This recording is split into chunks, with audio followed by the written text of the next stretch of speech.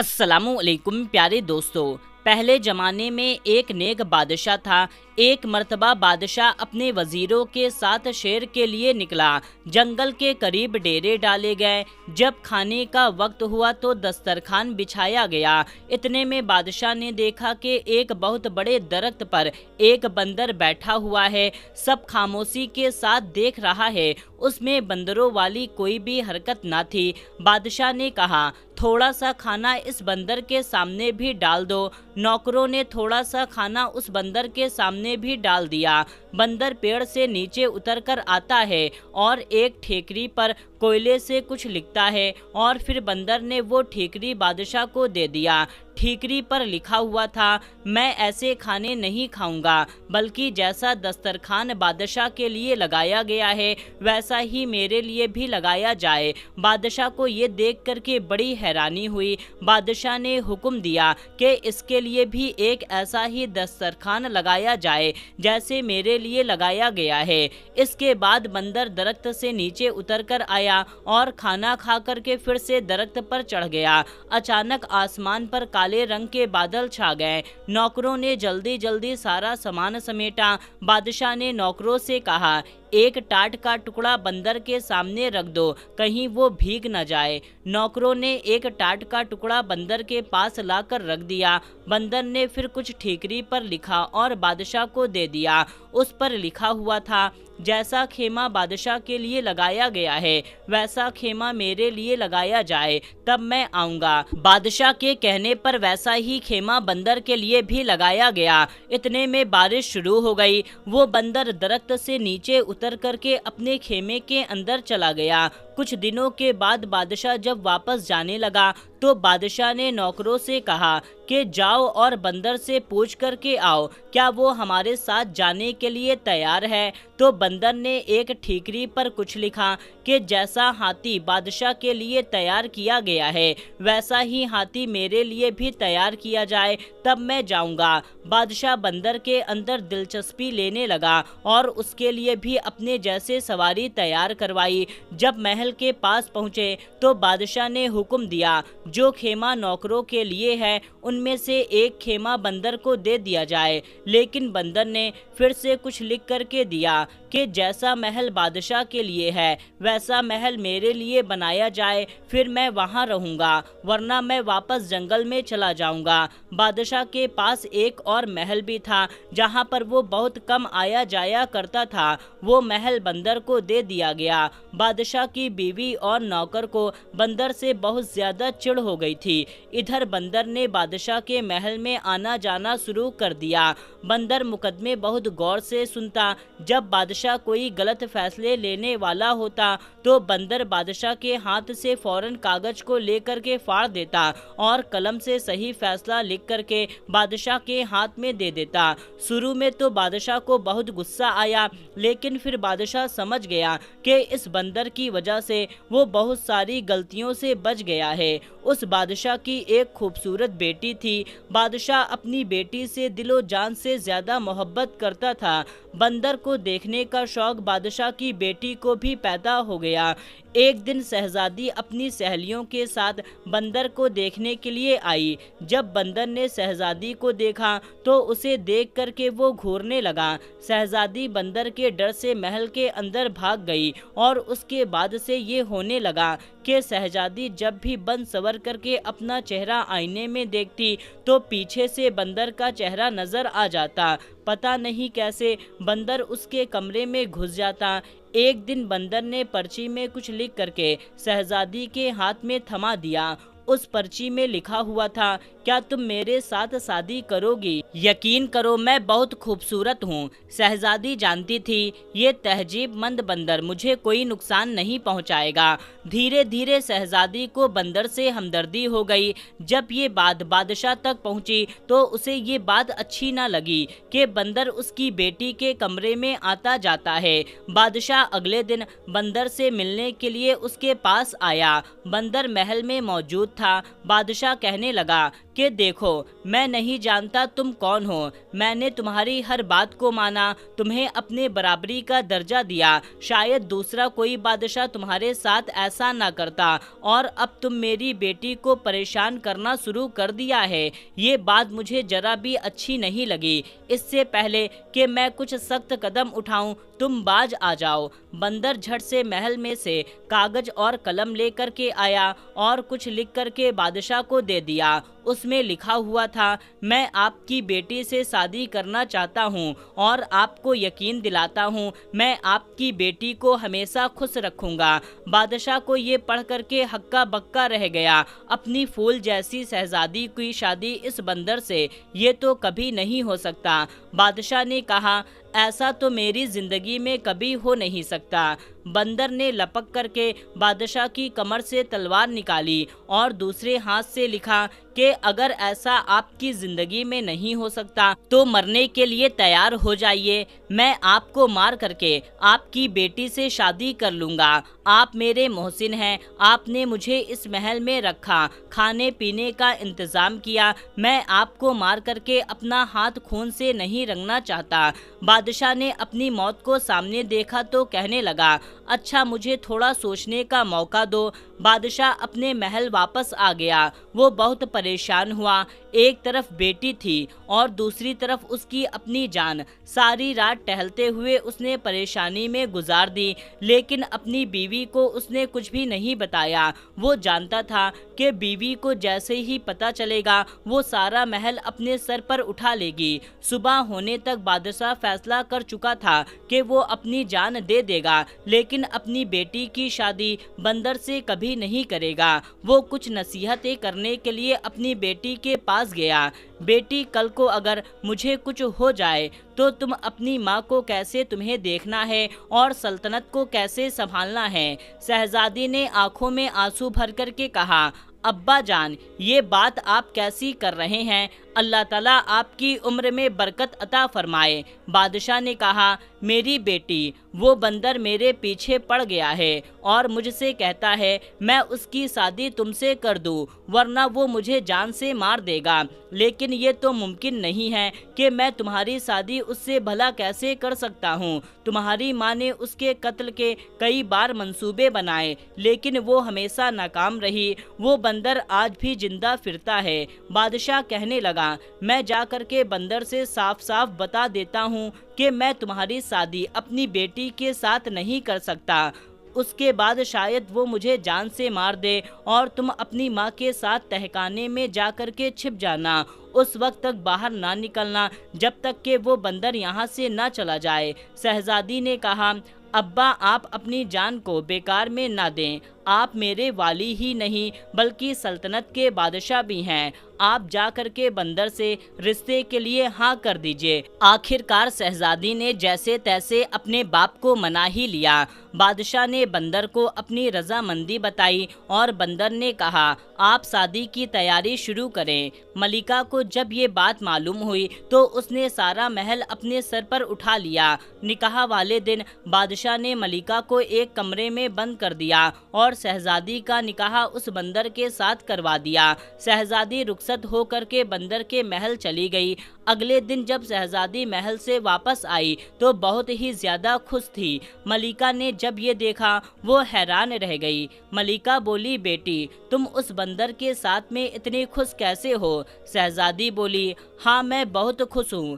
شہزادی دن میں اپنے باپ کے محل میں رہتی اور رات کے وقت وہ بندر کے پاس اس کے محل چلی جاتی۔ ایک بار رات کے وقت ملکہ نے نوکرانیوں والا لباس پہنا اور بندر کے محل چلی گئی۔ شہزادی کے کمرے کا دروازہ بند تھا۔ ملکہ نے دونوں کی باتیں سننی شروع کر دی۔ اندر سے کسی مرد کے بولنے کی آواز آ رہی تھی۔ ملکہ نے تالے کے سوراخ کے اندر سے جھانکا تو دیکھا شہزادی ایک بہت ہی خوبصورت نوجوان کے ساتھ بیٹھی ہوئی ہے۔ وہ شہزادی کے ساتھ ہنس ہنس کر باتیں کر رہا ہے۔ یہ دیکھ کر کے ملکہ حیران رہ گئی اور سوچنے لگی، اچھا تو یہ بات ہے، تبھی میں کہوں کہ میری بیٹی بھلا اس بندر کے ساتھ اتنا اچھا زیادہ خوش کیسے رہ سکتی ہے۔ اب ملکہ وہاں سے پلٹ کر جانے لگی۔ اس کو ایک طرف بندر کی کھال پڑی ہوئی نظر آئی، मलिका सोचने लगी, इतनी मोटी खाल बंदरों वाली ये अपने ऊपर पहन करके भला क्यों रखता है और बंदर क्यों बना फिरता है। अगर मैं इस खाल को जला दूं तो फिर ये कभी बंदर नहीं बनेगा। ये सोच करके वो बंदर की खाल उठा करके अपने महल में जाती है और उस खाल को आग लगा देती है। इधर मलिका ने बंदर की खाल को आग लगाई, उधर शहजादे को जलन महसूस होने लगी। शहजादा बचाव बचाव करके गायब हो गया। हैरान कुन शहजादी अपने वालिद के महल वापस आती है तो देखती है कि उसकी वालदा ने बंदर की खाल को आग लगा दी थी। शहजादी ने जल्दी जल्दी वो आग बुझाई। शहजादी को पता चल गया कि उसकी माँ का ये कारनामा है। वो रो रो करके कहने लगी, हाय अम्मा जान, आपने मेरा सुहाग उजाड़ दिया। आखिर आपकी क्या दुश्मनी थी मुझसे। उसकी माँ ने कहा, बेटी मुझे क्या पता था, मैंने तो सोचा अगर वो बंदर वाली खाल जला दूंगी तो वो बिल्कुल नौजवान की तरह मेरा जमाई राजा बनकर रहेगा। शहजादी ने कहा, अम्मी जान, मैंने आपको कहा था ना कि मुझे मेरे हाल पर छोड़ दीजिए, अब आपको ठंडक पड़ गई। माँ शहजादी की तमाम बातों को सुनकर के परेशान थी। जब बादशाह को पता चला तो बादशाह ने नौकरों को भेजा, लेकिन कहीं से भी बंदर की कोई खबर ना मिली। अब शहजादी ने एक जोगन वाले कपड़े पहन लिए और शहजादे की तलाश में निकल गई। जंगल जंगल शहरा शहरा वो भटकती फिरती, उसके पाँव में छाले पड़ गए। शहजादी का रंग रूप पूरी तरह से बदल गया। एक रात शहजादी उसी जंगल में एक पेड़ के नीचे बैठी हुई थी। उस पेड़ के ऊपर एक चकोर और चकोरी बैठे थे और ये बातें कर रहे थे कि शहजादी उनकी बातों को सुन रही थी। चकोर दरअसल एक परिंदा होता है। चकोरी ने चकोर से कहा, क्या बात है चकोरे, तू इतना परेशान क्यों है। चकोरे ने कहा, क्या बताऊं, यहाँ से यूरोप की तरफ एक शहजादा है, मैं उसके लिए बहुत परेशान हूँ। उसके सारे जिस्म पर बड़े बड़े आंवले पड़ चुके हैं और वो बहुत तकलीफ में है, वो सो भी नहीं सकता। सारे तबीब और हकीम उसका इलाज कर कर के हार गए, कोई भी उसका इलाज नहीं कर पा रहा। चकोरी ने पूछा, शहजादे की हालत भला कैसे हुई। चकोरे ने कहा, किसी जालिम ने शहजादे को जला करके मारने की कोशिश की थी। शहजादे की जान तो बच गई, लेकिन उसका सारा जिस्म जल गया। चकोरी ने कहा, ऐ चकोरे, क्या हमारे शहजादे के इस दुख का कोई इलाज है। चकोरे ने कहा, अगर कोई हमारी बीट इकट्ठी कर ले और उन्हें चंदन के साथ घिस करके 40 दिन तक रोजाना सुबह शाम शहजादे को लगाए तो शहजादे के सारे जख्म भर जाएंगे। शहजादी समझ गई कि ये मेरे शहजादे के बारे में बात हो रही है। चकोरी चकोरा तो सुबह उड़ गए। शहजादी ने उनकी सारी बीटें इकट्ठी कर ली और एक तबीब के बेस में वो यूरोप की तरफ चल पड़ी। वहाँ से कुछ मील की दूरी पर शहजादी को एक शहर नजर आया। शहर बहुत ही ज्यादा खूबसूरत था, लेकिन वहाँ की हर चीज पर उदासी छाई हुई थी। वहाँ के लोग बहुत ज्यादा परेशान थे और अपने अपने कामों को अंजाम दे रहे थे। शहजादी जिससे भी उसकी परेशानी का पूछती तो वो सारे बताते कि उनके शहजादे की हालत बहुत ज्यादा खराब है। शहजादी ने बाजार से चंदन खरीदा और दूसरी दवाई ली और ज़रूरत का सामान खरीद करके शहजादी शाही महल पहुंच गई और पहरेदार से कहने लगी कि जा करके बादशाह से कहो कि हिमालय की पहाड़ियों से एक तबीब आया है, वो शहजादे का इलाज करेगा। पहरेदार भागता हुआ बादशाह के पास गया। बादशाह ने कहा कि उसे फौरन अंदर बुलाओ। बादशाह ने देखा ये तो अभी नौजवान है, ये शहजादे का भला क्या इलाज करेगा। इतने बड़े बड़े तबीब और हकीम इसका इलाज ना कर सके। फिर भी बादशाह ने कहा, तुम भला क्या कर लोगे, बड़े बड़े तबीब और हकीम हार चुके हैं। शहजादी बोली, अगर 40 दिन में शहजादा ठीक ना हुआ तो जो चोर की सजा है वो मेरी सजा। ये सुनकर के बादशाह ने खुशी से कहा, हाँ ठीक है। और शहजादी ने कहा, मुझे शहजादे के साथ वाला कमरा चाहिए ताकि मैं दिन रात शहजादे की देखभाल कर सकूं। बादशाह के हुक्म पर शहजादी को शहजादे के साथ वाला कमरा दे दिया गया। शहजादी ने इलाज करना शुरू करा और महीने भर में ही शहजादा पूरी तरह से ठीक हो गया, लेकिन जख्म अभी थोड़े थोड़े कच्चे थे।